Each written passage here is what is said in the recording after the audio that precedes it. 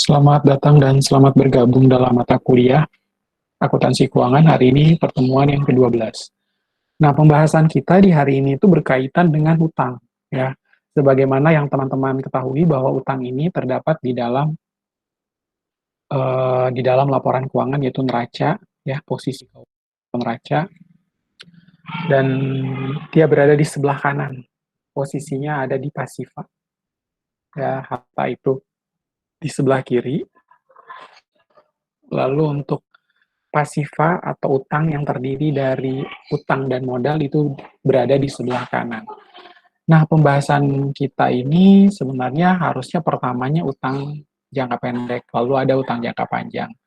Karena hari ini ditetapkan oleh kampus kita bahwa kita hanya sampai di pertemuan yang ke-12, maka saya langsung bahas tentang utang jangka panjang, karena utang jangka panjang jauh lebih kompleks, lebih rumit, sehingga penting bagi teman-teman untuk memahami dan mengetahui tentang utang jangka panjang atau yang biasa disebut dengan long term liability, ya seperti itu. Nah, kita lihat utang jangka panjang didefinisikan sebagai utang-utang yang pelunasannya dilakukan dalam waktu lebih dari 1 tahun. Jangka waktunya jauh lebih lama atau akan dilunasi dari sumber-sumber yang bukan dari kelompok aset lancar. Karena jangka panjang, ya, misalnya perusahaan membeli kendaraan, katakanlah kendaraannya adalah dump truck, dan dia akan melakukan pembayaran secara kredit itu kurang lebih 5 tahun, ya, tenornya 5 tahun, dia harus membayarkan sejumlah pokok dan juga sejumlah bunga yang harus dibayarkan. Nah, tentunya karena jumlahnya itu cukup besar, harga dari dump truck ini cukup tinggi, maka dari itu perusahaan lebih memilih untuk melakukan pembayarannya secara angsuran. Ya, memang pada saat melakukan pembayaran secara kredit atau mengangsur itu pasti akan jauh lebih mahal karena akan ada bunganya. Tetapi mereka menyatakan bahwa lebih baik mereka utang, tapi nantinya itu bisa dipakai, ya, nggak perlu bayar secara sekaligus dalam bentuk tunai, tapi bisa tiap bulan bayar. Ya, seperti itu. Jadi, bisa menggunakan dana yang ada terlebih dahulu dipakai untuk operasional dan lain sebagainya. Ya, seperti itu. Nah, nantinya dalam rangka melakukan pelunasan itu akan dilakukan dari sumber-sumber yang memang bukan dari kelompok aset lancar. Kadang perusahaan juga nggak pakai, dia nunggu nanti aja lah melakukan pembayaran dump truck ini, begitu dapat dana pelunasan dari customer. Begitu dapat pelunasan dari customer, baru nantinya dia akan lunasi, ya, setiap bulan. Ya, tentunya dia harus eh, membekukan sejumlah dana supaya setiap bulan pada saat dilakukan pendebetan oleh bank, itu dananya tersedia, ya, seperti itu. Ya, karena memang sifatnya lebih dari 1 tahun, di mana perusahaan itu ready dana. Dana yang harus disiapkan setiap bulan, misalnya sejumlah 3.900.000 itu sudah termasuk, ya, antara angsuran pokok dan juga bunga yang harus dibayarkan. Kemudian dari sana dia harus ready atau harus siapkan dananya sebesar 3,9 juta itu di dalam rekening supaya tinggal didebet oleh bank, ya, seperti itu. Nah, termasuk di dalam utang jangka panjang itu terdiri dari beberapa, yaitu ada utang obligasi, ya, utang obligasi atau surat utang obligasi, ya. Sebelumnya saya pernah menjelaskan obligasi itu adalah surat utang, ya, adanya surat utang di mana surat utang ini bisa dijadikan sebagai jaminan, ya, dijadikan jaminan kalau misalnya melakukan pembayaran berupa melakukan pekerjaan konstruksi di sebuah perusahaan, atau biasa surat utang obligasi ini digunakan oleh badan pemerintah atau BUMN, BUMD ketika mereka ada pekerjaan atau job, ya, seperti itu. Misalnya pada saat Jasa Marga ingin melakukan pembuatan jalan layang atau jembatan layang atau jalanan aspal di tol untuk daerah-daerah tertentu. Nah, pada saat melakukan pembuatan jalan tersebut, dia pasti akan hire salah satu BUMN. Nah, mereka biasanya menggunakan surat utang sebagai jaminan untuk melakukan pembayaran, pembuatan jalan tol, jembatan layang, dan sebagainya. Yaitu masuk di dalam utang obligasi ya. Kemudian saya juga sudah menjelaskan bahwa yang namanya obligasi itu dia juga diperjualbelikan di pasar sekuritas ya. Di pasar sekuritas ini tentunya diperjualbelikan obligasi, ada surat utang atau obligasi yang tidak baik sampai dengan kualitas terbaik.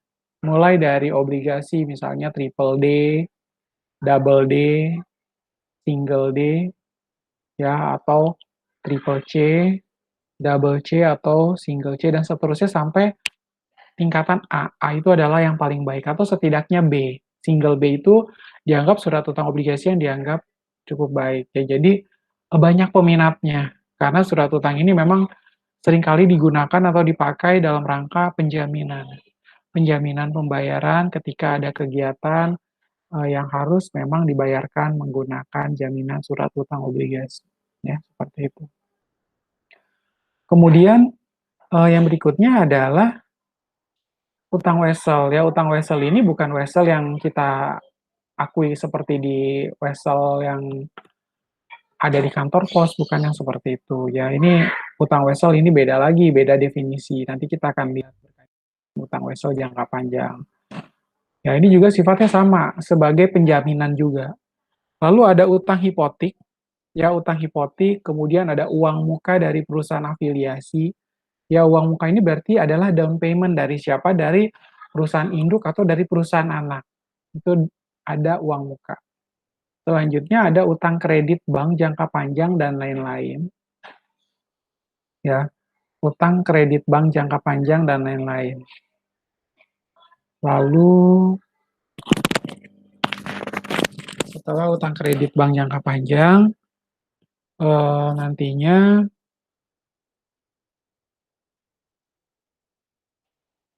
dilanjutkan dengan utang yang memang utang kredit bank jangka panjang yang tadi saya sudah jelaskan ya. Contohnya ketika perusahaan ingin membeli dump truck, lalu dump truck-nya itu mungkin harganya sangat tinggi, mau tidak mau membayarnya secara kredit, jadi mengangsur setiap bulan dalam jangka waktu 5 tahun. Ya, seperti itu.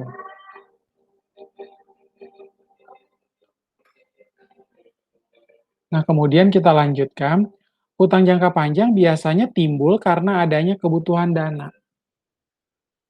Ya, utang jangka panjang ini biasanya timbul karena adanya kebutuhan dana untuk pembelian tambahan aktiva tetap. Tadi saya sudah kasih contoh, atau misalnya mau membeli gudang atau misalnya mendirikan bangunan baru ya di belakang perusahaan atau di belakang pabrik atau menambah satu unit pabrik lagi di daerah yang lain, tentunya membutuhkan dana yang cukup cukup signifikan sehingga mau tidak mau perusahaan akan melakukan pembayaran atau secara kredit atau mengangsur.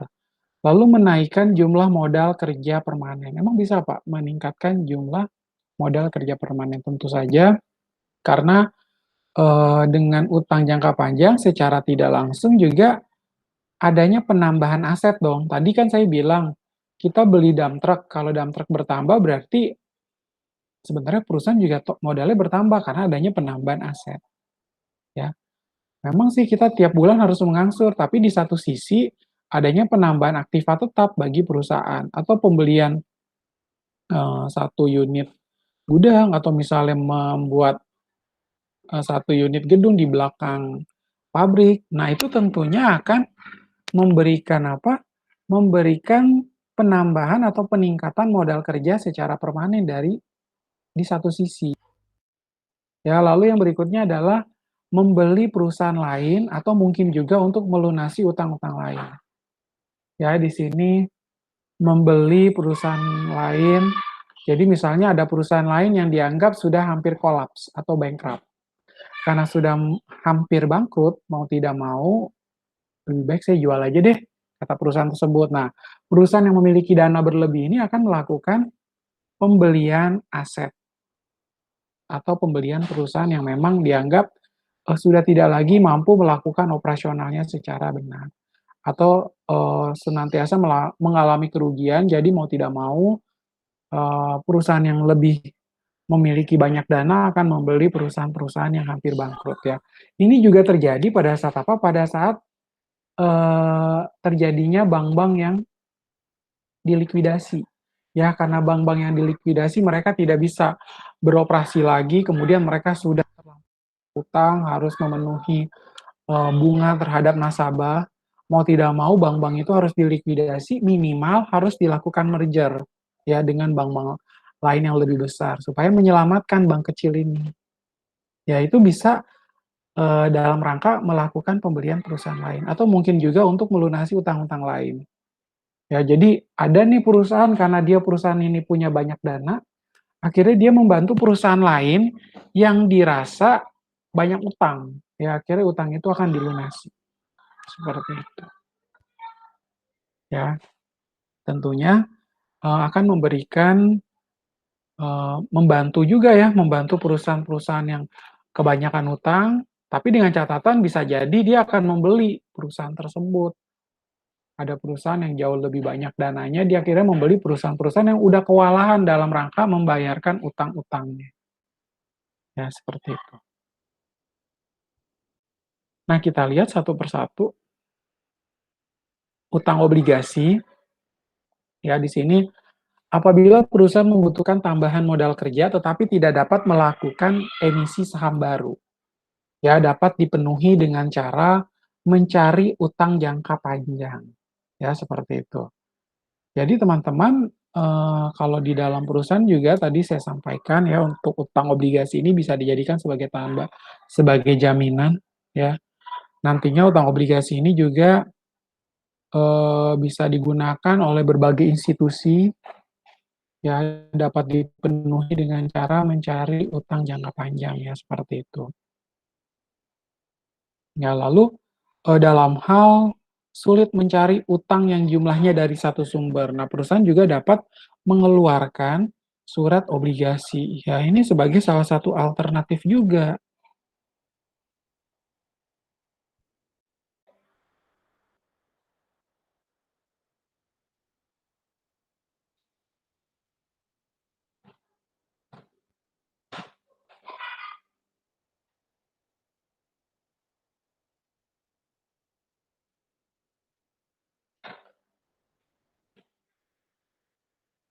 Ya, jadi dalam hal sulit mencari utang yang jumlahnya dari satu sumber, maka perusahaan itu dapat mengeluarkan surat utang atau yang namanya surat obligasi. Nah, kita pertama ingin lihat dulu ya, sebenarnya teman-teman pasti bertanya-tanya ya, "Pak, emisi itu apa sih?" Emisi adalah proses menawarkan sekuritas untuk mengumpulkan dana dari investor. Ya, jadi emisi ini adalah sebuah proses ya, proses untuk menawarkan sekuritas atau saham atau surat utang untuk mengumpulkan dana dari investor. Ya, jadi kan biasa kan surat utang atau saham itu kan diperjualbelikan ya di pasar sekuritas. Nah, emisi itu merupakan proses untuk menawarkan sekuritas tersebut dalam rangka mengumpulkan dana dari investor. Nah, perusahaan itu juga mungkin memiliki emisi baru ya. Perusahaan mungkin saja memiliki emisi baru di mana mereka merilis sekuritas untuk pertama kalinya atau masalah musiman. Ya, di mana perusahaan yang sudah mapan itu akan menawarkan saham tambahan. Ya, jadi pada saat ini, begitu si perusahaan ini tidak bisa melakukan emisi saham baru, ya udah dia melakukan apa, proses penawaran terhadap sekuritas yang sudah ada di dalam institusinya atau di dalam kelembagaan perusahaan yang dia miliki. Ya, dengan cara menawarkan surat utang obligasi yang mereka miliki. Nah, dalam hal sulit mencari utang yang jumlahnya sumber dan perusahaan itu dapat mengeluarkan surat obligasi. Ini merupakan salah satu alternatif. Bingung ya mau minjem tapi bank pada nggak meloloskan, saya nggak ada alternatif lain, jadi saya menggunakan surat utang obligasi aja lah. Ya, jadi akan lebih aman. Kan kita juga udah punya surat utang obligasi, ya kita manfaatkan saja.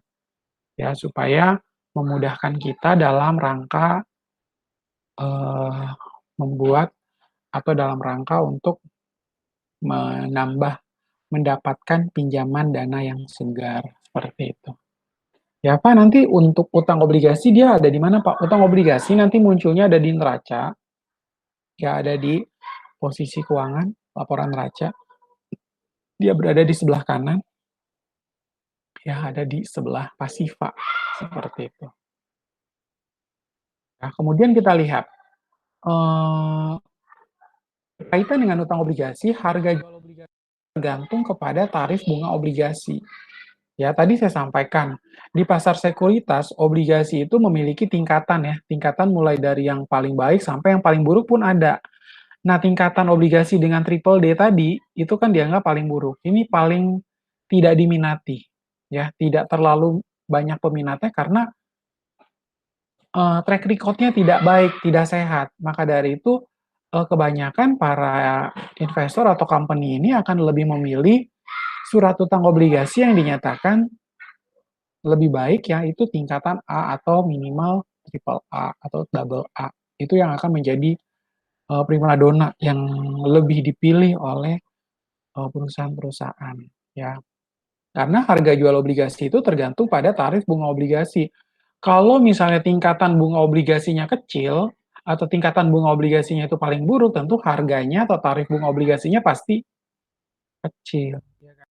Tapi kalau misalnya tingkatan obligasi ini dia paling tinggi, double A atau single A, tentunya tarif bunga obligasinya adalah yang paling baik, tertinggi, dengan harga yang berkompeten dengan surat utang obligasi yang lain. Nah ini pasti akan beredar luas di mana di pasar sekuritas atau di pasar saham. Ya teman-teman bisa melihat atau mengunjungi website-nya Bursa Efek Indonesia untuk melihat saham-saham atau surat utang obligasi yang memang diperjualbelikan. Ya, seperti itu. Kemudian, semakin besar bunganya, harga jual obligasi semakin tinggi. Ya, tentu bunganya kalau makin tinggi, ya pasti harga jualnya pun semakin tinggi. Ya, jadi orang kalau misalnya, ya udahlah nggak apa-apa, saya rela mengeluarkan uang sekian, ya, dengan obligasi yang sekian, karena memang akhirnya dipengaruhi oleh apa? Dipengaruhi oleh besarnya bunga. Begitu pula sebaliknya. Kalau bunganya kecil, harga jual obligasinya pun semakin kecil. Ya, kalau semakin kecil, harga jual obligasinya pun akan semakin kecil. Lalu pengeluaran obligasi itu dapat dilakukan dengan cara penjualan langsung atau melalui lembaga-lembaga keuangan. Ya, pengeluaran obligasi ini dapat dilakukan dengan cara apa? Penjualan langsung atau melalui lembaga-lembaga keuangan. Pak, kalau misalnya penjualan langsung berarti tanpa perantara. Iya betul, ya. Tanpa perantara itu jadi langsung dilakukan penjualan. Biasanya si pembeli surat utang obligasi langsung menghubungi perusahaan atau menghubungi di pasar sekuritas berkaitan dengan pembelian surat utang obligasi. Atau juga ada agent ya, agent yang akan menawarkan. Karena perusahaan kewalahan kayaknya nggak ada nih yang minat surat utang obligasi gue, ya udahlah gue minta tolong agent atau perantara atau broker untuk melakukan penjualan obligasi yang ada dalam perusahaan tersebut. Ya, seperti itu. Lalu bagaimana Pak untuk melakukan pencatatan pengeluaran obligasi? Ya, wah jurnal lagi dong Pak, tentu ya. Anda kalau misalnya kita bahas setiap elemen-elemen dalam laporan keuangan, akun-akun yang ada dalam laporan keuangan, tentunya kita harus melakukan pencatatan dalam bentuk jurnal. Kembali lagi di jurnal, berdasarkan dokumen-dokumen yang dipegang oleh perusahaan, lalu diposting ke dalam buku besar, setelah diposting ke dalam buku besar, siap dituangkan atau disesuaikan dengan jurnal penyesuaian, dengan mengacu kepada neraca saldo awal, ya kan? Siap untuk dituangkan ke dalam laporan laba rugi perubahan modal, dan juga neraca. Ya, seperti itu. Ya, jadi teman-teman bisa melihat bahwa dalam rangka pencatatan pengeluaran obligasi ini, obligasi yang dikeluarkan dicatat sebesar nilai nominalnya. Ya, kalau nilai nominalnya 1 juta, berarti kita akan mencatat sebesar pengeluaran obligasi tersebut sebesar 1 juta rupiah, ya kan? Jika harga jual obligasi tidak sama dengan nilai nominalnya, maka akan dicatat tersendiri, ya. Jika harga jual obligasi itu tidak sama dengan nilai nominalnya, maka akan dicatat tersendiri, karena pasti akan muncul apa? Selisih, ya. Selisihnya itu namanya atau disagio. Ya, teman-teman pasti akan menemukan, oh ini yang namanya agio, lalu ini adalah yang namanya disagio. Ya, seperti itu. Nah, kita lihat. Jika harga jual itu lebih besar daripada nilai nominal, maka akan dicatat dalam rekening agio obligasi, ya. Jika harga jual itu lebih besar daripada nilai nominal, itu maka akan dicatat, jika harga jual lebih besar daripada nilai nominal, maka dicatat dalam rekening agio obligasi, karena harga jualnya lebih besar dari nilai nominal. Tapi kalau jika harga jualnya lebih kecil daripada nilai nominal, maka dicatat dalam rekening disagio obligasi. Ya, jika harga jualnya justru lebih kecil daripada nilai nominal, maka dicatat dalam rekening disagio obligasi. Melihat perbedaannya, nanti akan ada perbedaan dalam pencatatan jurnal. Ya, seperti itu.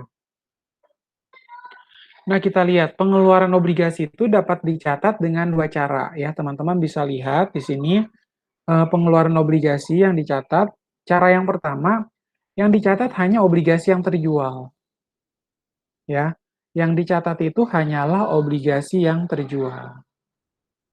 Kemudian atau obligasi yang terjual dan belum terjual dicatat. Ya, teman-teman bisa lihat nih ada 2 cara. Yang dicatat adalah hanya obligasi yang terjual atau obligasi yang terjual dan belum terjual dicatat. Contohnya kita lihat, pada tanggal 1 Januari 2005 PT Manopos merencanakan pengeluaran obligasi sebesar 1 juta rupiah. Ya, dengan bunganya adalah 10% per tahun. Nah, obligasi ini akan dijual pada waktu yang berbeda-beda tergantung kepada kebutuhan uang. Ya, misalnya adalah transaksi penjualan yang terjadi seperti di bawah ini.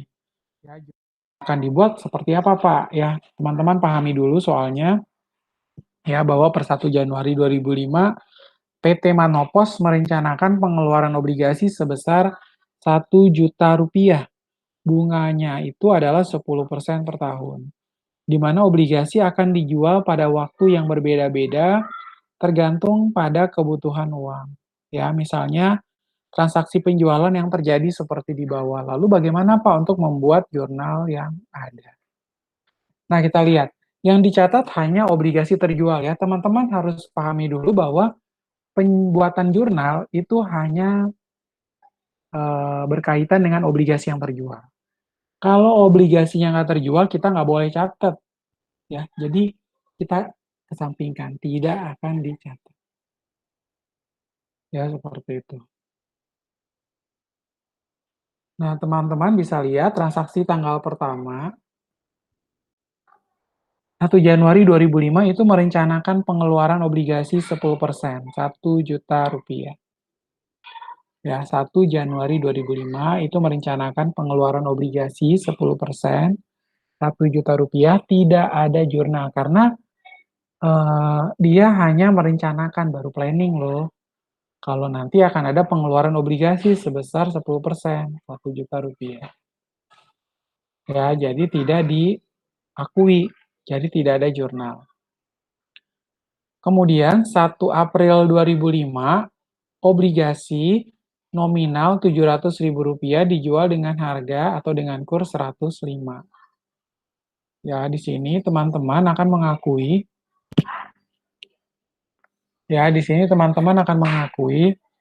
penjualan obligasi nominalnya adalah Rp700.000, ya kan? Lalu bagaimana Pak untuk kita melakukan perhitungan berkaitan dengan hal tersebut? Ya, pertama kan kita harus pahami ya, kurs itu kan sebenarnya kurs 100%, ya enggak? Berarti kalau misalnya dia dijual dengan kurs yang lebih tinggi dari 100%, ya, kursnya lebih tinggi daripada 100%, berarti kita lihat di sini, harga jual lebih besar daripada nilai nominal. Ya, tadi 100%. Ternyata pada saat melakukan penjualan, ya, harga jualnya lebih besar dari nilai nominal.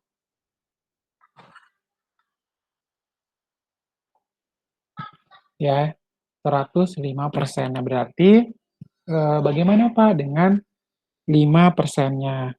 Pertama, karena teman-teman sudah tahu bahwa harga jual lebih besar daripada obligasi, maka dari itu teman-teman akan melakukan perhitungan 700.000 kita kalikan dengan 5%-nya dulu. Karena kita udah tahu nih harga jual lebih besar daripada obligasi. Lalu teman-teman masukkan di sini ya. Kalau sifatnya agio obligasi itu pasti selalu berada di posisi kredit ya. Harga jual ini lebih besar daripada obligasi. Posisinya ada di kredit. Maka dari itu teman-teman langsung kalikan 5% dikali 700.000 dapat 35.000. Ini cara simpelnya menurut saya ya. Lalu teman-teman langsung akui kan, utang obligasi, tadi kan utang obligasinya nominal 700.000, langsung bunyikan di kredit. Kok taruh di kredit Pak? Ya karena utang saldo normal kredit ya. Utang saldo normal kredit berarti teman-teman harus taruhnya juga di kredit. Ya, saldo utang bertambah pasti berada di kredit, saldonya bertambah di kredit. Makanya utang obligasinya Rp700.000. Nah, teman-teman langsung tahu, oh kalau ada yang namanya penjualan obligasi berarti ada penambahan kas atau bank dong. Maka dari itu tinggal kita total. Utang obligasi 700.000 ditambah dengan agio obligasi 35.000 dapatlah kas bertambah di debit sebesar 735.000 ya. Sampai sini paham ya? Caranya itu adalah cara yang paling simpel menurut saya. Ya, jadi Anda pada saat menentukan nih tanggal 1 Januari 2005, oh ternyata perusahaan itu merencanakan pengeluaran obligasi. Oh iya kan Bapaknya bilang, kalau baru perencanaan nggak di jurnal, oh berarti saya tidak melakukan penjurnalan tanggal 1 Januari. Ya, lihat baik-baik keterangannya, yang dicatat hanya obligasi yang terjual nih. Yang dicatat hanya obligasi yang terjual. Kemudian pada tanggal 1 April 2005 baru nih terjadi nih.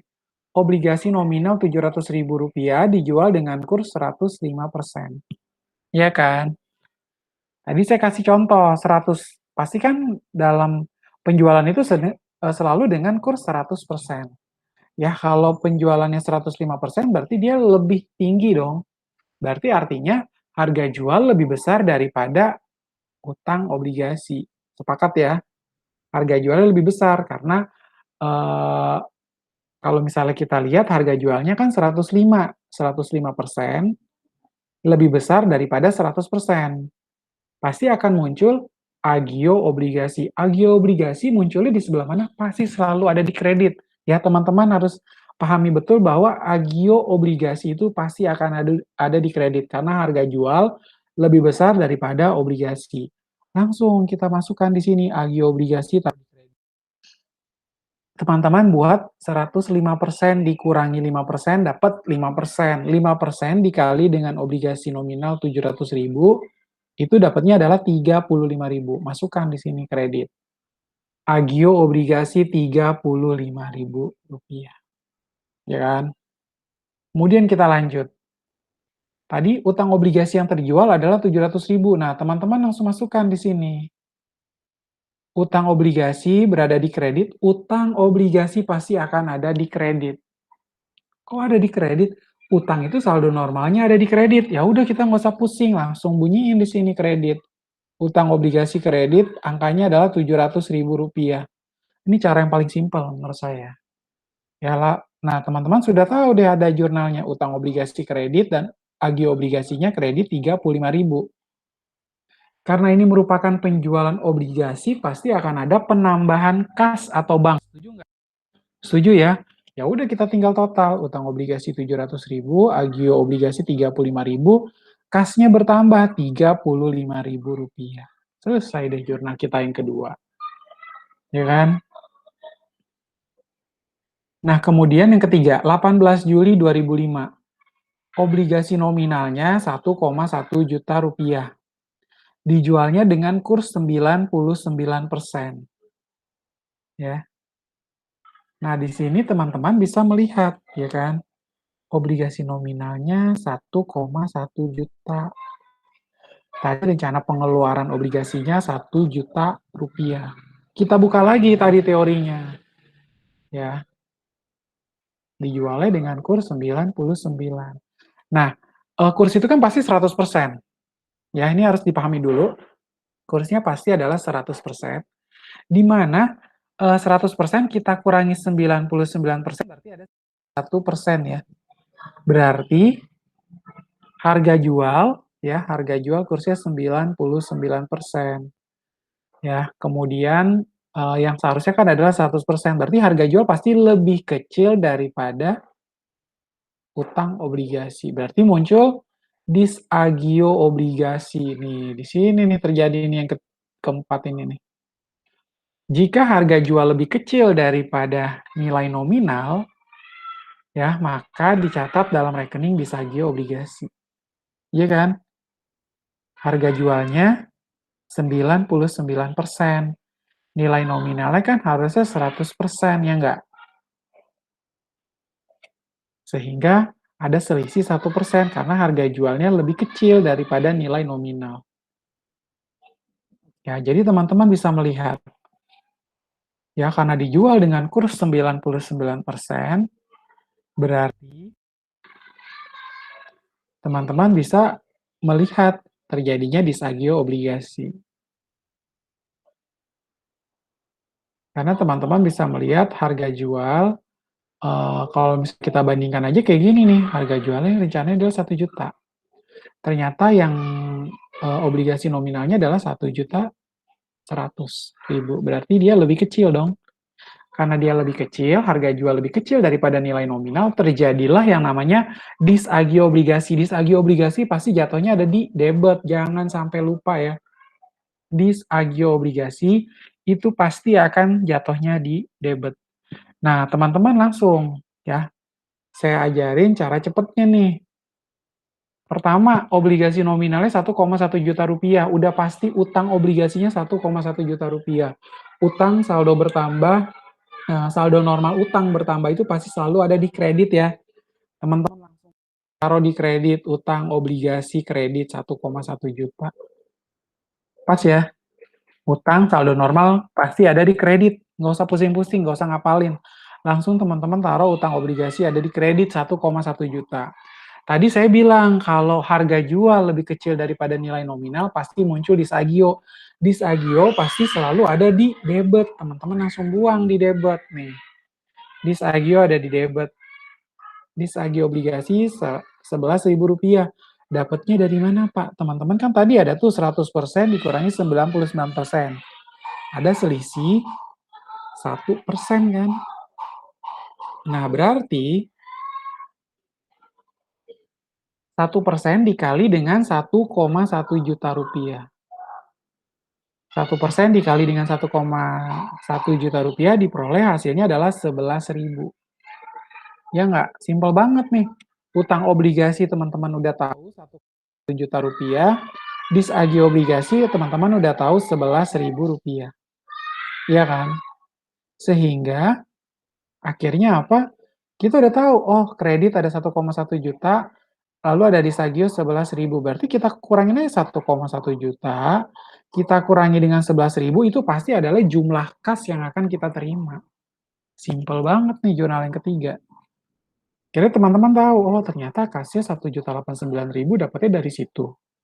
Ya, karena tadi awalnya kita udah menjurnal utang obligasi dulu. Setelah itu kita udah mengakui adanya disagio obligasi, dan sekarang kita sudah sampai penambahan kas. Ternyata kasnya adalah bertambah 1.089.000. Ya, ini simple banget. Ya, teman-teman bisa melihat perbedaannya ya. Di sini, harga jual lebih besar daripada nilai nominal. Ya kan? Harga, harga jual lebih besar dari nilai nominal. Kursnya 105%. Lalu, kurs yang standarnya kan adalah 100% kan? Berarti 105 lebih tinggi dong, lebih besar daripada 100%. Nah, kalau yang ini, obligasi nominal 1,1 juta dijual dengan kurs 99%.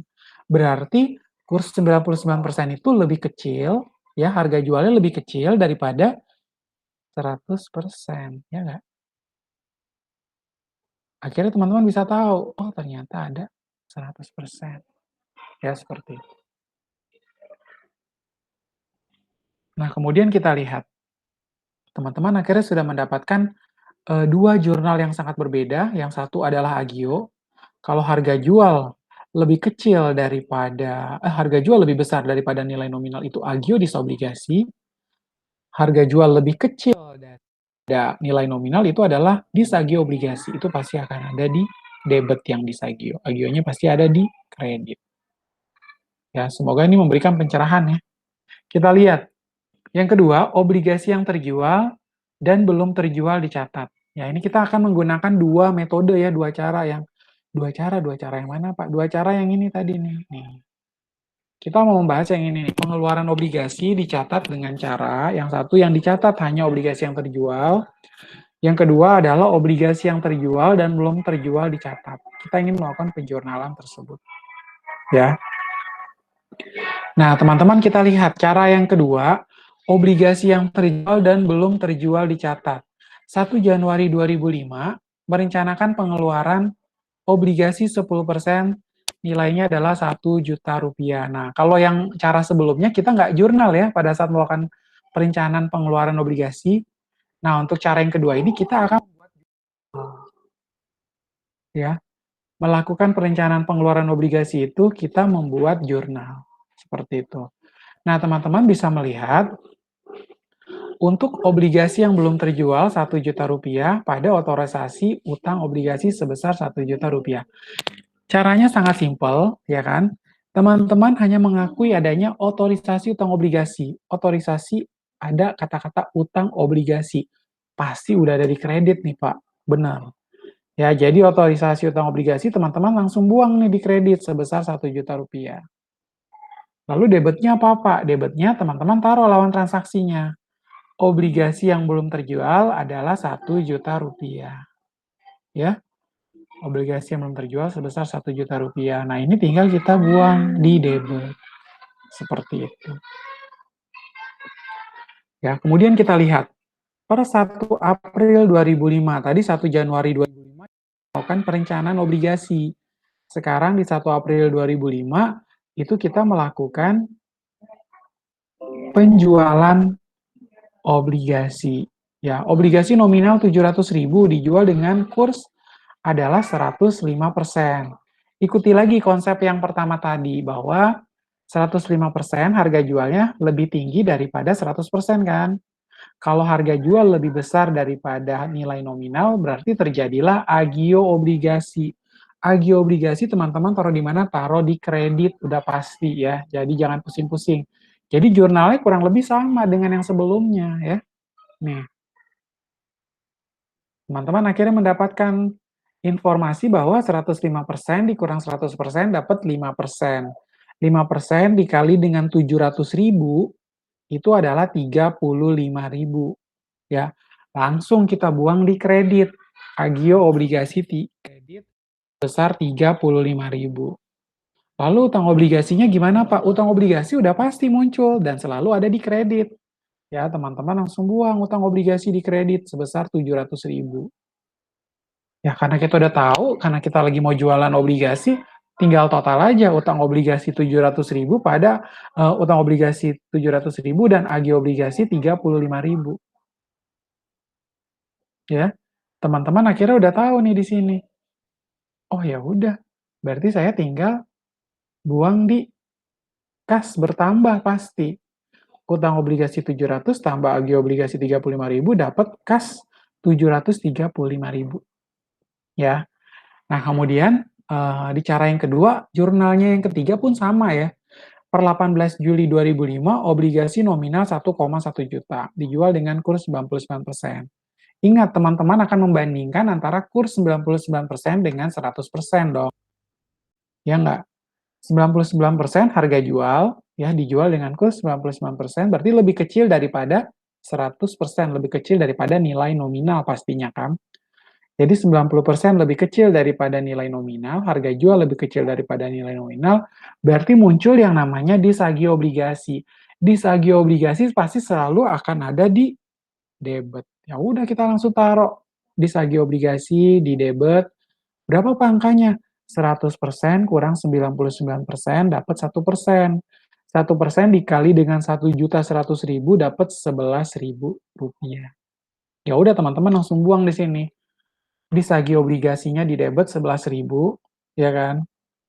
Selanjutnya adalah untuk yang kedua, langkah yang kedua dalam melakukan penjurnalan yang ketiga tanggal 18 Juli, teman-teman langsung membuat akun utang obligasi. Pas ini ada penjualan obligasi, pasti utang obligasi bertambah, ya enggak? Utang obligasinya bertambah, pasti ada di kredit. Teman-teman buang di kredit sini. Sebesar berapa Pak? Ya sebesar nominal ini yang ada. 1,1 juta rupiah. Utang obligasi 1,1 juta, udah ketahuan di kredit. Disagih obligasi di debit 11.000. Ya berarti 1.100.000 dikurangi dengan 11.000 dapatlah 1.089.000. Akhirnya kita udah dapat deh angkanya. Kas di debit sebesar 1.089.000 ya. Ini sangat menarik. Teman-teman bisa melihat perbedaannya. Ya, yang beda di mananya Pak kalau menggunakan cara satu sama cara yang kedua. Cara yang satu, teman-teman bisa melihat di sini. 1 Januari 2005 itu tidak ada jurnal yang pertama dalam rangka merencanakan pengeluaran. Ya kan? Tapi kalau yang di cara yang kedua, obligasi yang terjual dan belum terjual itu dicatat. Jadi yang tanggal 1 Januari di situ. Dan teman-teman jurnalnya otorisasi utang obligasi di kredit, ya kan? Kemudian obligasi yang belum terjualnya itu ada di debit 1,1 juta rupiah. Ya, seperti itu. Ya, teman-teman bisa melihat perbedaannya, ya. Kira kita bisa memperoleh pencerahan lagi ya, semoga ya berkaitan dengan utang jangka panjang. Kemudian kita lanjutkan, obligasi juga bisa dijual dengan cara dipesan terlebih dahulu. Ya, obligasi itu memang bisa dijual dengan cara dipesan terlebih dahulu. Kita udah memilah-milah nih surat utang. Lalu pasti teman-teman akan memutuskan dong, kira-kira dari sekian obligasi, saya akan memilih yang obligasi dengan tingkatan double A misalnya. Udah siap untuk dipesan. Nah, dalam cara ini pembeli membayar uang muka ya, adanya down payment yang tadi saya katakan ada down payment dan akan melunasi pada tanggal tertentu. Ya, akan tanggal tertentu. Nah, dalam penjualan obligasi melalui pesanan, surat obligasi baru diserahkan kepada pembeli bila harga obligasinya sudah dilunasi. Jadi kalau belum dilunasin, belum dibayar, obligasinya nggak bisa, surat obligasinya nggak bisa diserahkan. Ntar kalau udah diserahin, dia uang prestasi lagi nggak bayar. Ya, maka dari itu dia harus melunasi dulu utang obligasi atau surat utang obligasinya, baru dia akan memperoleh surat obligasi tersebut. Ya, jadi kita nggak bisa bikin aturan main sendiri, ya udahlah Pak, kita minta surat utang obligasinya dulu ya. Lah, Bapak kan belum lunas, bayar dulu dong. Surat utang obligasi dibayar dulu, baru setelah itu bisa melakukan apa ya? Bisa melakukan penyerahan surat utang obligasi yang baru. Ya, seperti itu. Kemudian, jumlah yang belum dilunasi dicatat perusahaan sebagai piutang. Ya, jumlah yang belum dilunasi ini akan dicatat oleh perusahaan sebagai piutang, dan jumlah obligasi yang dipesan dikreditkan ke rekening utang obligasi dipesan. Ya, kalau misalnya belum dilunasin pasti namanya piutang kan? Piutangnya pasti ada di debit dong pasti. Lalu jumlah obligasi yang dipesan dikredit ke rekening utang obligasi dipesan. Utang obligasinya berada di kredit karena utangnya bertambah. Ya, itu sangat simpel ya. Kalau menurut saya ini sangat simpel. Semoga teman-teman tidak bingung, tapi cukup jelas dengan penjelasan yang sudah disampaikan di dalam PowerPoint ini. Ya, kita lihat berkaitan dengan jurnal-jurnal yang akan dibuat. Untuk kita melihat cara-cara yang akan digunakan ada dua cara pasti kan. Yang pertama ini yang dicatat hanya obligasi yang terjual. Itu tanggal 1 Januari 2005 memang melakukan perencanaan pengeluaran obligasi sebesar 10%. 1 juta rupiah nominal, untuk nominalnya A 1000 ya. Berarti 1000 dikali dengan, eee, sorry, untuk nominalnya adalah 1000 per lembar maksudnya ini ya, 1000 per lembar. Jadi merencanakan pengeluaran obligasi 10%, 1 juta rupiah nominal 1000 rupiah. Nah, di sini tidak ada jurnal ya. Karena yang dicatat hanya obligasi yang terjual. Sehingga, untuk yang pertama itu kita tidak melakukan penjurnalan, seperti itu, tidak perlu dijurnal. Nah, selanjutnya kita lanjutkan, tanggal 1 Mei 2005, itu diterima pesanan 200 lembar obligasi, kursnya adalah 101%. Pembayaran pertama sebesar 40%. Pertama, teman-teman harus menentukan dulu ya, ini adalah agio, apakah disagio? Ya, teman-teman harus pahami dulu, harus pastikan dulu ini agio obligasi atau disagio obligasi. Ya, karena, kursnya 101%, ya, tentunya dianggap sebagai seperti kasus yang awal, harga jual lebih besar daripada nilai nominal. Ya nggak? Harga jual lebih besar daripada nilai nominal. Maka dari itu teman-teman akan memilih apa? Memilih agio obligasi. Agio obligasinya berapa, Pak? Agio obligasinya taruh di debit apa kredit? Taruh di kredit. Ya, teman-teman akan memilih untuk taruhnya adalah di kredit karena agio obligasi di mana harga jualnya lebih besar daripada harga standarnya 100%. Ya, di sini 100% lebih besar daripada 100%. Ya, seperti itu. Nah, kita lihat pembayaran pertama sebesar 40%. Pertama, teman-teman harus melihat terlebih dahulu,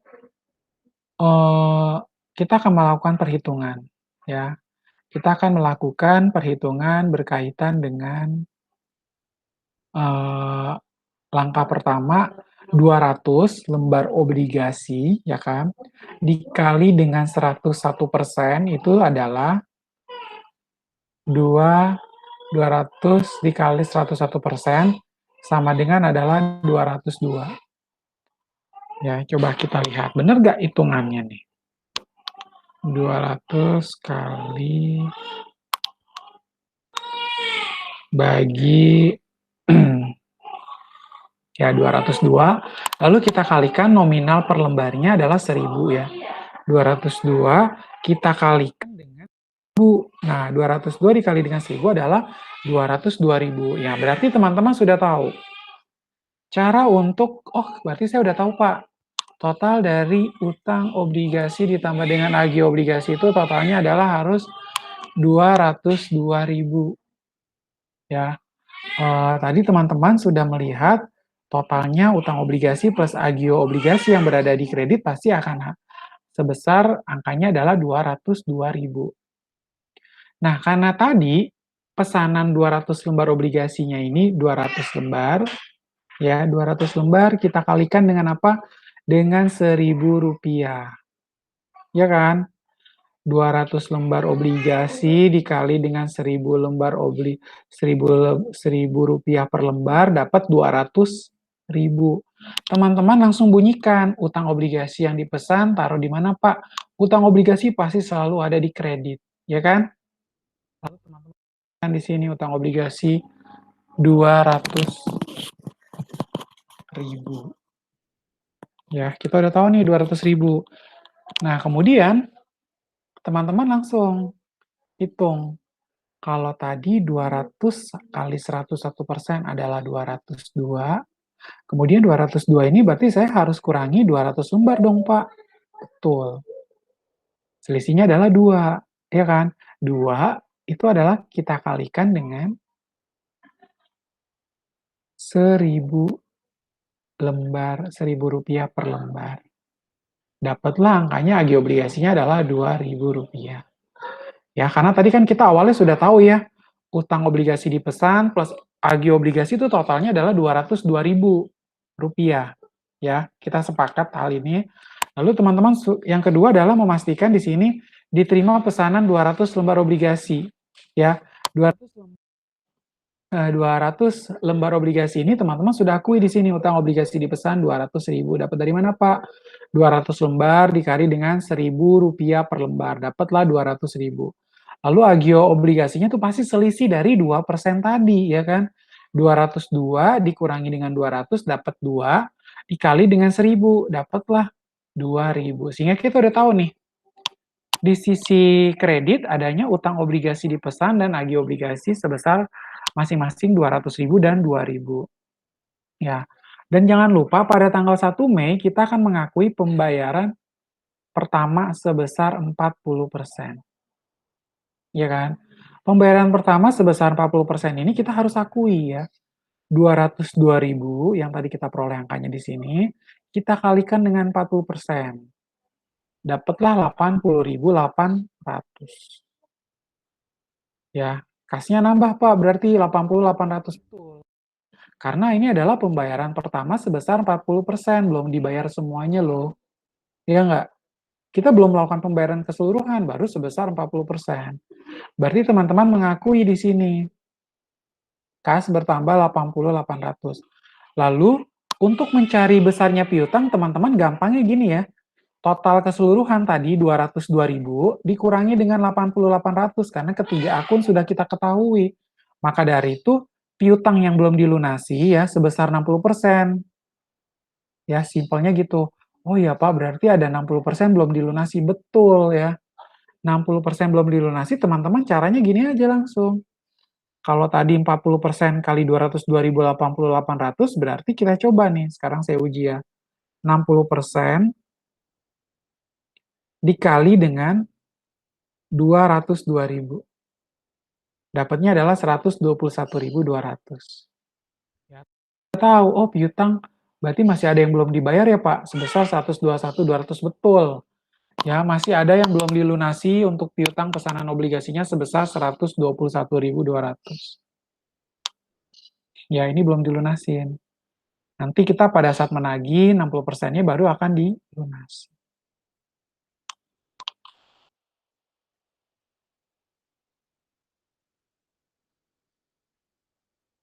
Kemudian kita lanjutkan ya.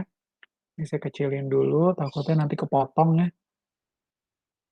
Karena saya buat 60%. Ya, di sini, wah ini kepotong nih. Jadi kita lanjut dulu di tanggal 1 Juli 2005, diterima uang sisa pesanan sebesar 60%, ya, dari obligasi sebanyak 75 lembar.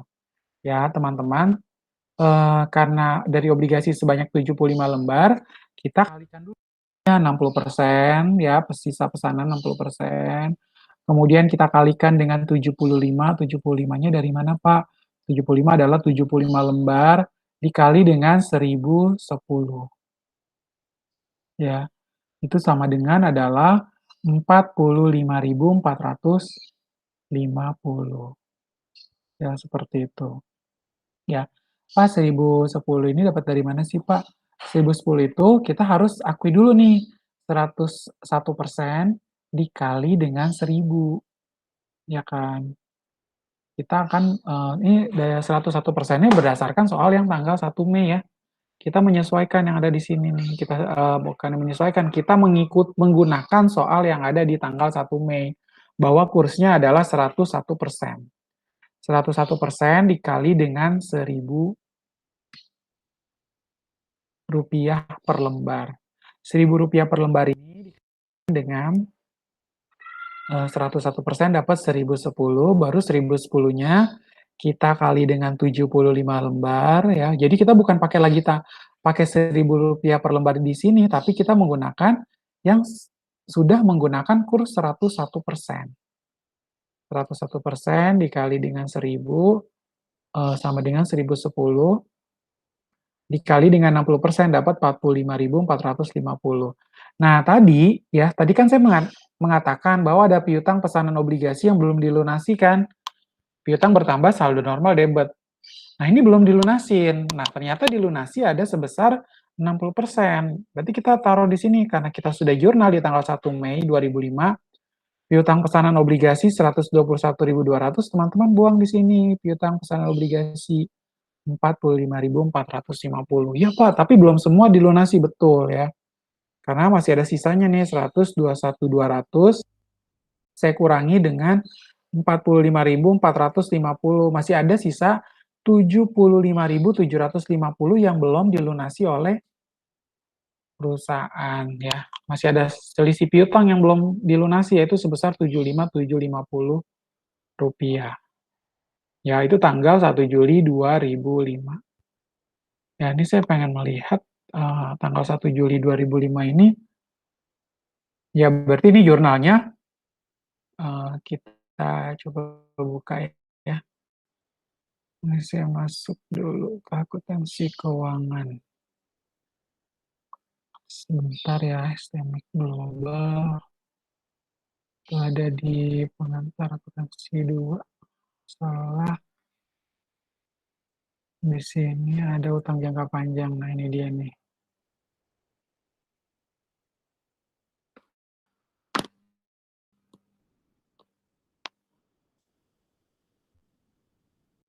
Kita lihat itu untuk slide yang ke 10 itu menceritakan seperti apa sih, ada jurnal lagi di bagian bawahnya tapi kepotong ya. Jadi kita lihat jurnalnya itu seperti apa. Ya, ini lama juga nih bukanya.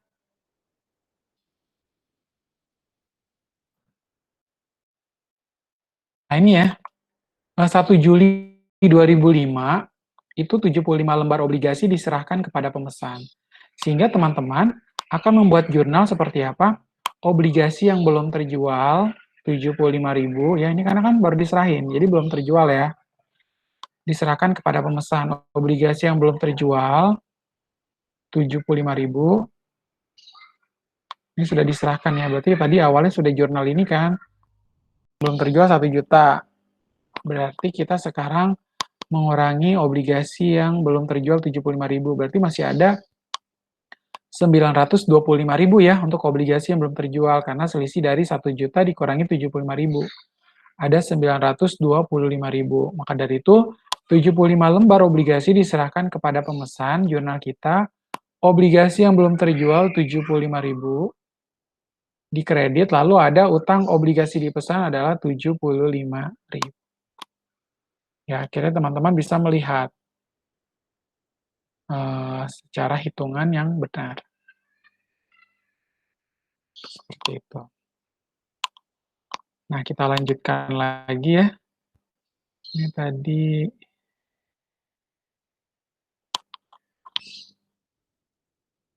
nah, selanjutnya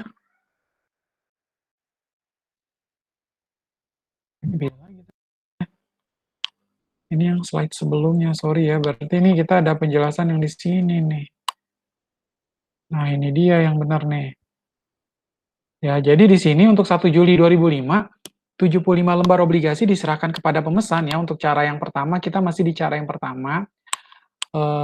Kita akan membuat jurnalnya. 75 lembar obligasi diserahkan kepada pemesan. Utang obligasi taruh di debit 75.000, utang obligasi dipesan 75.000, dan utang obligasi di kredit sebesar Rp75.000.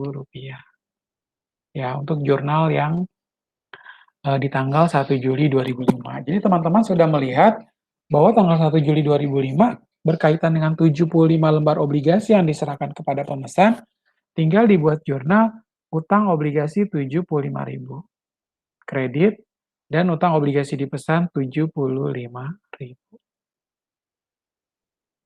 Ya, seperti itu. Nah, baru kita gunakan nih cara yang kedua. Ya, teman-teman bisa lihat ya ada di slide ke-11, obligasi yang terjual dan belum dijual, yang belum terjual dicatat. Transaksi tanggal 1 Januari 2005 merencanakan pengeluaran obligasi 10%, Rp1.000.000 nominal Rp1.000 per lembar. Obligasi yang belum terjual 1 juta didebet pada otorisasi utang obligasi 1 juta. Beda ya, kalau yang pertama kita nggak jurnal nih. Pada saat menggunakan cara yang pertama itu tidak ada jurnal, seperti itu. Tapi begitu kita obligasi yang terjual dan belum terjual dicatat, cara yang kedua ini merencanakan pengeluaran obligasi 10%, Rp1 juta, nominal Rp1.000 per lembar. Jurnalnya obligasi yang belum terjual di debit 1 juta, pada otorisasi utang obligasi di kredit Rp1 juta. Ya, sehingga teman-teman bisa melihat, oh ternyata untuk utang obligasi selalu pasti ada di kredit. Ya benar, karena dia udah merencanakan pengeluaran.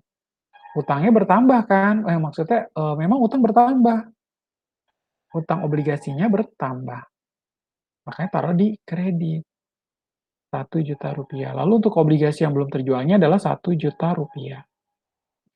Nah, tanggal 1 Mei 2005, teman-teman akan membuat jurnal persis seperti yang tadi sudah saya jelaskan di atas ya.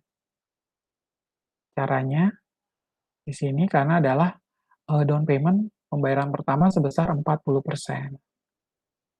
121.200, utang obligasi dipesan 200.000, agih obligasinya adalah Rp2.000. Ya. Teman-teman mengakui 40%, 40%-nya adalah 80.800. Kemudian di tanggal 1 Juli, teman-teman juga menggunakan cara yang sama dengan cara pertama.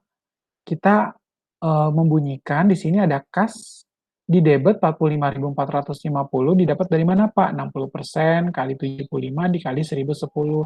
1010-nya dari mana Pak? 1010-nya adalah 101%, itu dikali dengan Rp1.000 per lembar. Dapat Rp1.010. Ya.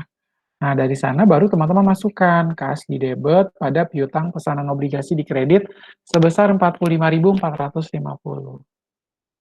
Nah, masih di tanggal yang sama, 1 Juli 2005, itu ada 1 Juli 2005 ini 75 lembar obligasi diserahkan kepada pemesan.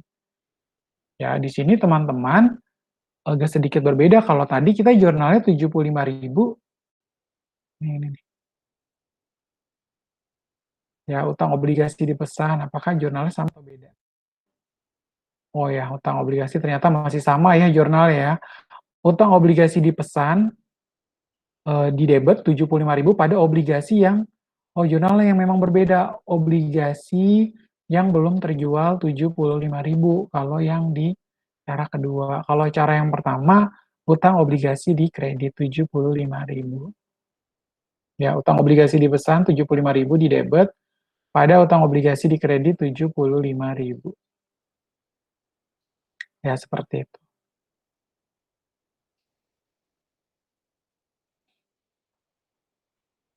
Nah, apabila tanggal penyusunan neraca masih ada pesanan obligasi yang belum dilunasi, maka saldo rekening utang obligasi dipesan, dilaporkan di neraca, menambah utang obligasi. Ya, kalau ternyata pada tanggal penyusunan neraca ini masih ada pesanan obligasi yang memang belum dilunasi, maka dari itu saldo rekening utang obligasi dipesan, dilaporkan di neraca, dan menambah obligasi. Sedangkan rekening piutang pesanan obligasi itu, ya, rekening piutang pesanan obligasi dilaporkan dalam kelompok aset lancar jika akan dilunasi. Nah, dalam masa 1 tahun, jika lebih dari 1 tahun, maka akan dilaporkan di aset lain-lain.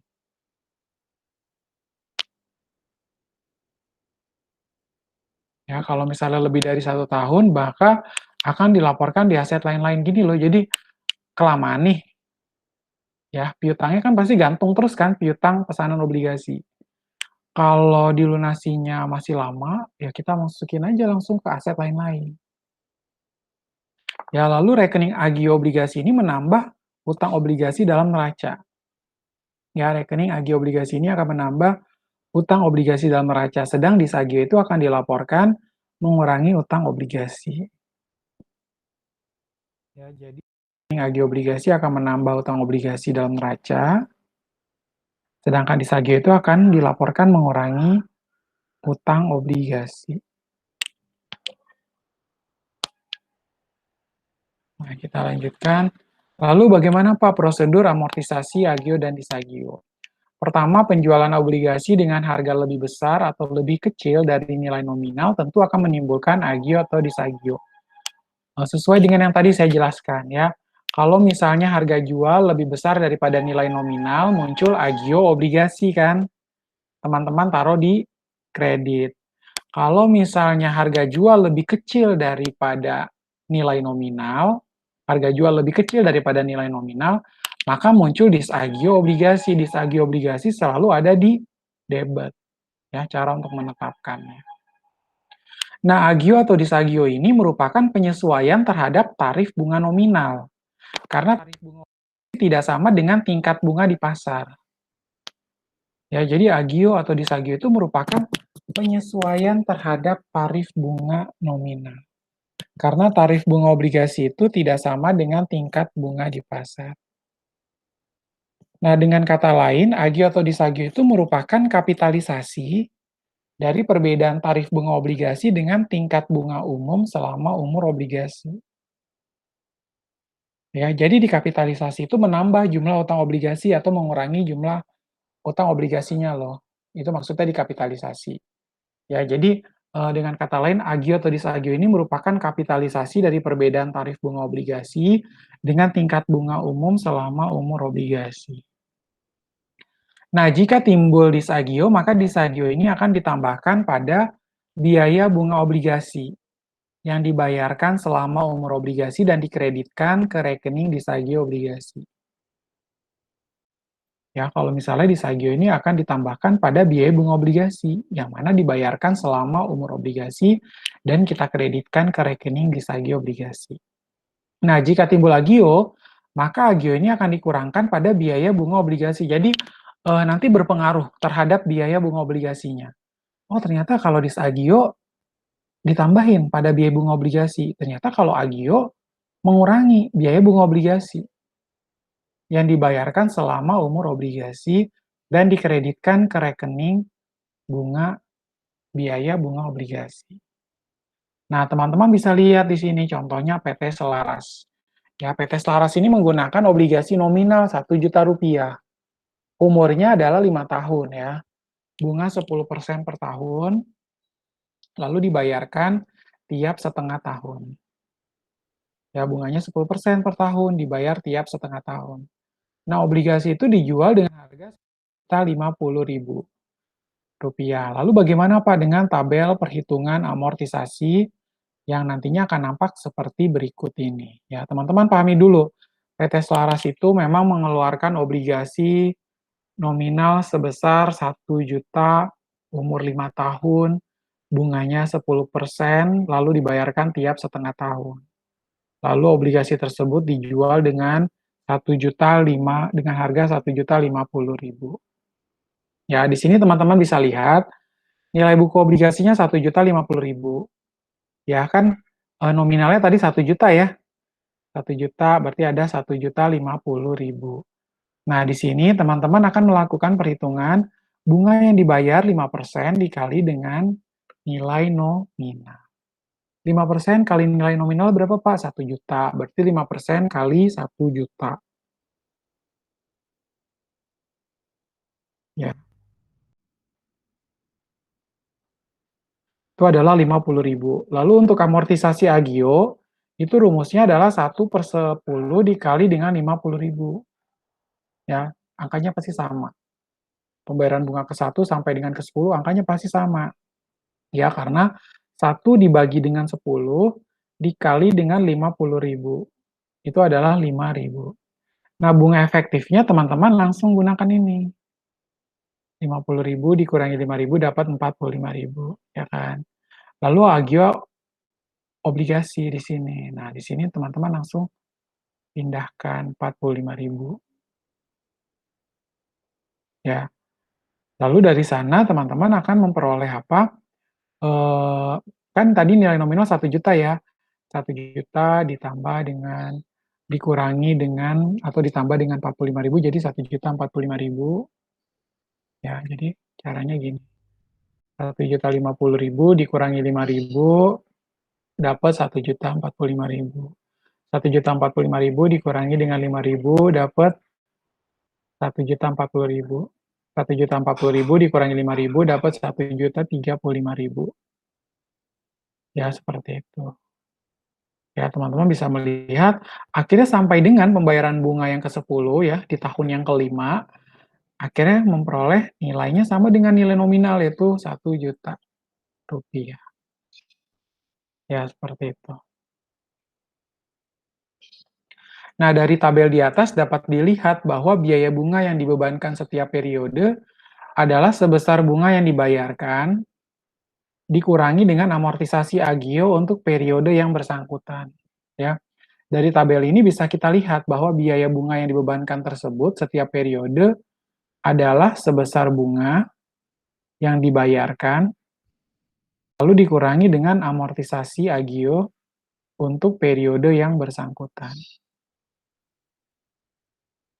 Nah, nilai buku itu bisa dihitung dari nilai nominal ditambah dengan jumlah agio yang belum diamortisasi.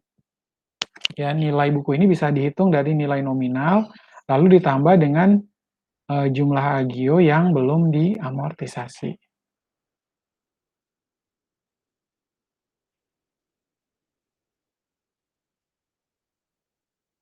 Nah, kita lihat, bila obligasi dijual dengan harga di bawah nilai nominal, sehingga timbul disagio ya, betul ya, maka beban bunga periodik dan nilai buku obligasi dihitung dengan cara sebagai berikut.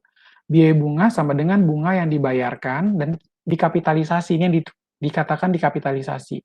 Bunga yang dibayarkan ditambah dengan disagio. Lalu nilai buku obligasi sama dengan nilai nominal dikurangi dengan disagio yang belum diamortisasi. Ya, nilai buku obligasi, nilai nominal dikurangi dengan disagio yang belum diamortisasi. Nah, kita lihat contohnya. PT Larasati mengeluarkan obligasi sebesar nominal 1 juta rupiah. Lalu umurnya adalah 5 tahun. Bunga 10% dibayarkan tiap setengah tahun. Obligasinya dijual dengan harga 925.000.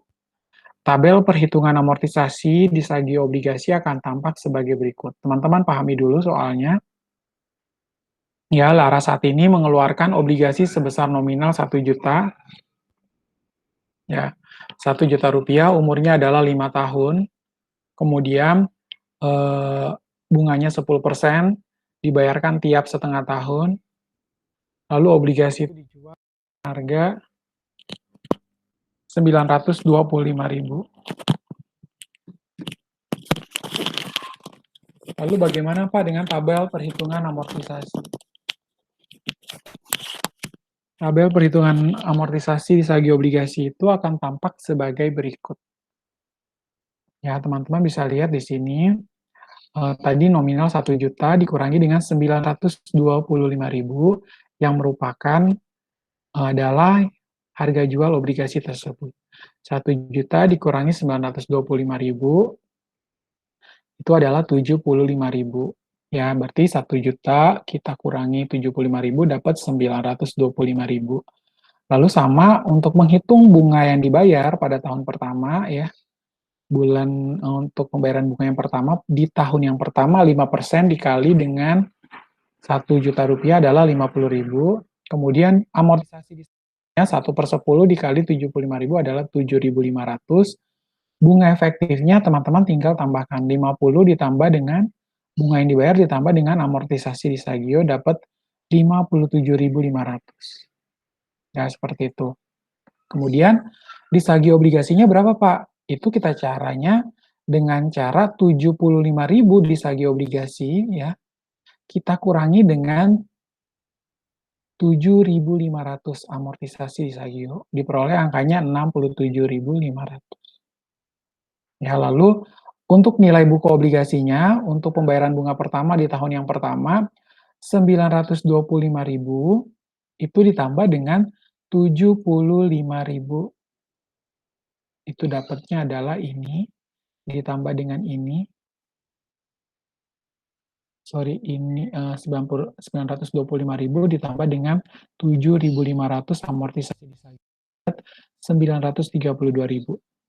Sampai dengan akhir tahun yang keempat itu, kita bisa melihat pembayaran bunga yang ke-8 menjadi nilai buku obligasinya 985.000 ya. Ini sudah ada perhitungannya, teman-teman bisa melihatnya kembali, kalau misalnya masih belum jelas bisa dibuka lagi ya, seperti itu. Nah, kita lihat selain menggunakan metode garis lurus untuk amortisasi agio atau disagio, Pak, kok agio atau disagio diamortisasi? Karena sifatnya dia tidak berwujud, ya kan? Kalau berwujud kita namanya bukan amortisasi tapi depresiasi. Ya, jadi selain menggunakan metode garis lurus ini, untuk amortisasi agio atau disagio, perusahaan bisa menggunakan metode bunga efektif. Nah, metode bunga efektif itu memberikan hasil perhitungan yang jauh lebih teliti dibandingkan dengan metode garis lurus. Ya, walaupun perhitungannya memang jauh lebih rumit. Nah, biaya bunga efektif tiap periode pasti tidak sama. Ya, biaya bunga efektif ini tiap periode nggak sama, besarnya bisa berbeda-beda. Lalu biaya bunga tiap periode dihitung dengan mengalihkan tarif bunga efektif dengan nilai buku obligasi. Lalu sebenarnya nilai buku obligasi itu kalau didefinisikan tuh apa sih, Pak? Dia adalah nominal obligasi ditambah dengan agio atau dikurangi disagio obligasi yang belum diamortisasi. Ya, itu sebenarnya definisi dari nilai buku obligasi. Nah, kita lihat contohnya PT Larasati mengeluarkan obligasi nominal Rp1.000.000 umur 5 tahun. Ya, bunga 10% per tahun dibayar tiap setengah tahun, 2 kali ya. Obligasi dijual pada awal periode dengan harga Rp1.081.105. Pembeli itu mengharapkan bunga efektif seperti yang berlaku di pasar sebesar 8%. Ya, pembeli itu mengharapkan bunga efektif seperti yang berlaku di pasar sebesar 8%. Harga jual obligasi sebesar Rp1.081.105 dapat dihitung sebagai berikut. Ya, teman-teman bisa pahami dulu soalnya. Oke.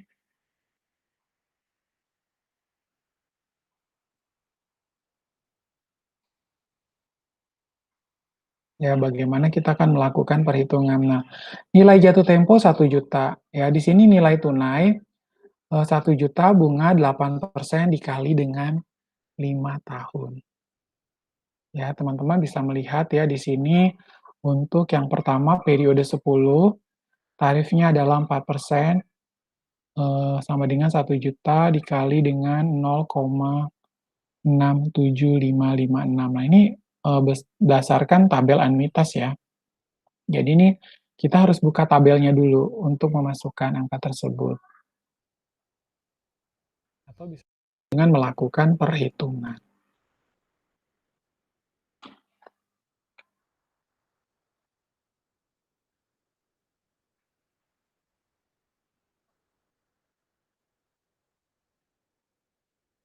Ya, kemudian untuk yang periode 10 itu tarifnya adalah 4% sama dengan 50.000 dikali 81109. Ini juga teman-teman harus lihat di tabel anuitas. Sehingga diperoleh angkanya yang pertama itu adalah 675.000, diperoleh dari 1 juta kali 0,67556. Lalu untuk yang kedua 405.545 ini diperoleh dari 50.000 dikali 8,11090. Nah, total dari 675 tambah 405, harga jual obligasinya menjadi 1.081.105. Sehingga nilai jatuh tempo 1 juta, ya, harga jualnya berarti lebih besar ya, harga jualnya 1.081.105 lebih besar daripada nilai nominal 1 juta, selisih 81.105. Nah, teman-teman, tadi saya sampaikan untuk 0,67556 dapat dari mana, Pak? Dapat dari tabel 2. Itu ada di tabel entitas. Tabel 2 nilai sekarang dari $1 yang jatuh tempo dalam N periode. Kemudian untuk 8,11090, ini teman-teman bisa lihat di tabel anuitas juga, tabel 4 nilai sekarang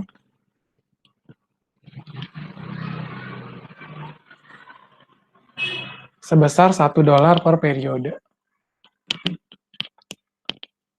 Ya, seperti itu. Nah, kemudian kita lanjutkan ya. Nah, ini tabelnya nih.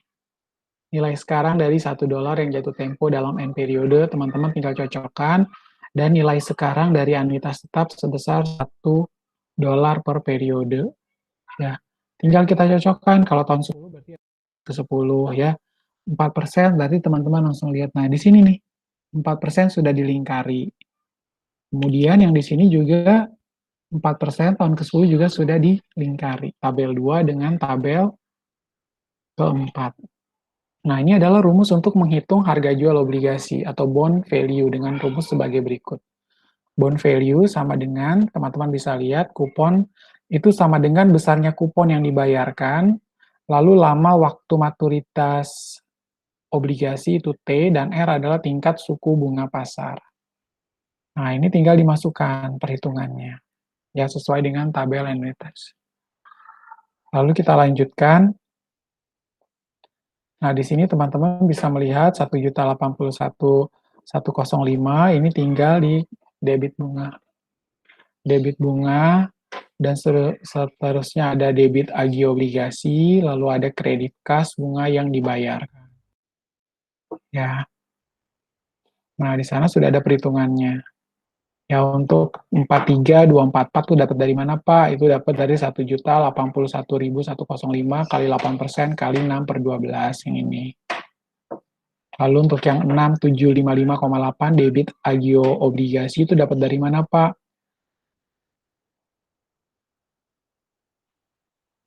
Yaitu 6755.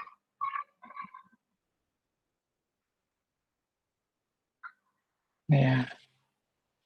Selanjutnya untuk yang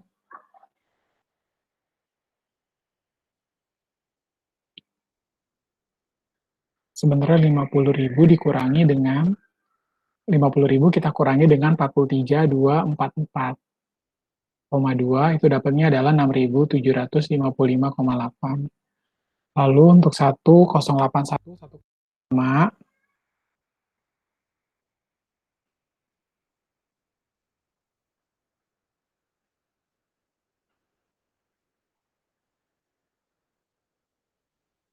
dikurangi dengan 6755 itu dapat 1.074.349,2. Ya, dan seterusnya. Teman-teman bisa lihat di sana. Ya, di sini bila obligasi, lalu yang 1074 teman-teman juga bisa lihat ya. Bila obligasi dijual dengan disagio, perhitungan amortisasinya dilakukan dengan cara yang sama, seperti tabel di atas. Perbedaannya pada apa? Debit biaya bunga sama dengan bunga obligasi yang dibayarkan, ditambah dengan amortisasi disagio.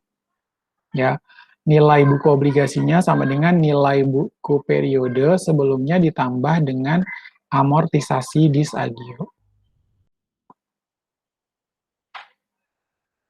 Nah, ini ada contohnya ya, tanggal 1 Januari 2005 PT SAE mengeluarkan 10.000 lembar obligasi bunga nominal 12%, nilai nominal obligasi per lembarnya 1.000 lembar, 1.000 rupiah per lembar, umurnya 5 tahun. Bunga dibayar tiap 1 Januari dan 1 Juli. Harga jual dinyatakan dalam bunga pasar 14%. Ya, di sini bond value-nya teman-teman bisa lihat. Nilai jatuh temponya 10 juta, nilai tunai 10 juta, bunga 14%, 5 tahun. Ini kita gunakan lagi tabel anuitas ya. Supaya kita tidak salah, teman-teman tinggal download juga bisa nih. Kalau kita mau googling, mau cari tabel anuitas yang kedua, atau tabel anuitas yang keempat. Nah, itu mereka sudah menyediakan, kalau mau googling banyak. Di internet, teman-teman bisa melihat dan memperoleh. Ya, 10 juta kali bunga persen, 5 tahun, nilai tunai 600.000 itu 10 kali. Lalu tiap setengah tahun 14%. Nah, di sini harga jual obligasi ditambah dari 5.083 ditambah 4.214 sekian, itu adalah 9.297.160. Lalu nilai nominal 10 juta, harga jual obligasinya 9 juta, berarti harga jual lebih kecil daripada nilai nominal, terjadilah disagio obligasi. Ya, teman-teman bisa melihat seperti itu. Ya, ini bisa dijadikan latihan kalau teman-teman ingin menghitung. Ya, dengan cara-cara yang sudah disampaikan di dalam materi tersebut. Ya, kurang lebih penjelasan saya berkaitan dengan hutang jangka panjang. Ya, saya cukupkan sampai di sini. Teman-teman tetap semangat ya, walaupun di masa pandemi COVID-19. Tetap jaga kesehatan, tetap gunakan masker, gunakan hand sanitizer, dan kita sampai ketemu di lain kesempatan. Terima kasih semuanya.